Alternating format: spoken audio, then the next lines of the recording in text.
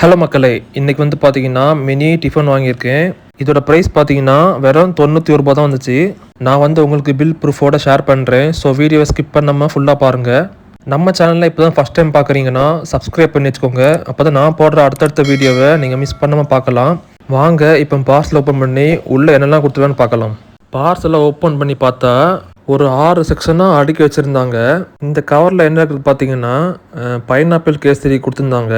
Next வந்து பார்த்தீங்கன்னா ஒரு பெரிய சைஸ் இட்லி, அப்புறம் பார்த்தீங்கன்னா ஒரு பூரி, அப்புறம் பார்த்தீங்கன்னா ஒரு சின்ன தோசை ஒன்று. நெக்ஸ்ட் வந்து பார்த்தீங்கன்னா வெண்பொங்கல், அப்புறம் பார்த்தீங்கன்னா கிழங்கு மசாலா, அதுக்கப்புறம் பார்த்தீங்கன்னா ஒரு உளுந்த வடை, அதுக்கப்புறம் பார்த்தீங்கன்னா புதினா சட்னி, அப்புறம் தேங்காய் சட்னி, லாஸ்ட்டாக வந்து பார்த்தீங்கன்னா சாம்பார். இது வந்து பார்த்தீங்கன்னா ஒரு சின்ன கவரில் பார்சல் போட்டு கொடுத்துருக்காங்க. ஃபஸ்ட்டு வந்து பார்த்தீங்கன்னா நான் இட்லி சாப்பிட போகிறேன். இட்லி பிக்கும்போது பார்த்தீங்கன்னா சாஃப்டாக இருந்துச்சு. அப்படியே அது சாம்பாரில் தொட்டு சாப்பிட்டேங்க. டேஸ்ட்டு சூப்பராக இருந்துச்சு. நான் வந்து இந்த மினி டிஃபன் வந்து ஆன்லைனில் தான் ஆர்டர் பண்ணியிருந்தேன், ஸ்விக்கியில். அப்போ வந்து பார்த்தீங்கன்னா ஒரு ஆஃபர் போட்டிருந்தாங்க. 200க்கு மேலே வாங்கியிருந்தீங்கன்னா அப் டு 140 ருபீஸ் வரைக்கும் டிஸ்கவுண்ட் போட்டிருந்தாங்க. இந்த ஆஃபர் பார்த்தீங்கன்னா எப்போவுமே இருக்காது, எப்போமாச்சும் தான் கிடைக்கும். அப்படி வாங்கினது தான் இந்த மினி டிஃபனு. இதோட ஆக்சுவல் ப்ரைஸ் பார்த்தீங்கன்னா 210 ருபீஸ் போட்டிருந்துச்சு. எனக்கு வந்து பார்த்தீங்கன்னா இந்த மினி டிஃபனில் கிழங்கு மசாலாவும் அப்புறம் புதினா சட்னியும் தவிர மீதி எல்லாமே சூப்பராக இருந்துச்சு.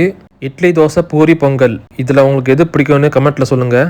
இந்த வீடியோ உங்களுக்கு பிடிச்சிருந்தா லைக் பண்ணுங்கள், ஷேர் பண்ணுங்கள். தொடர்ந்து நம்ம சேனலில் வர புது வீடியோவை மிஸ் பண்ணாமல் பார்க்குறதுக்கு சப்ஸ்கிரைப் பண்ணி வச்சுக்கோங்க. பக்கத்தில் இருக்க பெல் பட்டனை கிளிக் பண்ணி ஆல்னு கொடுங்க.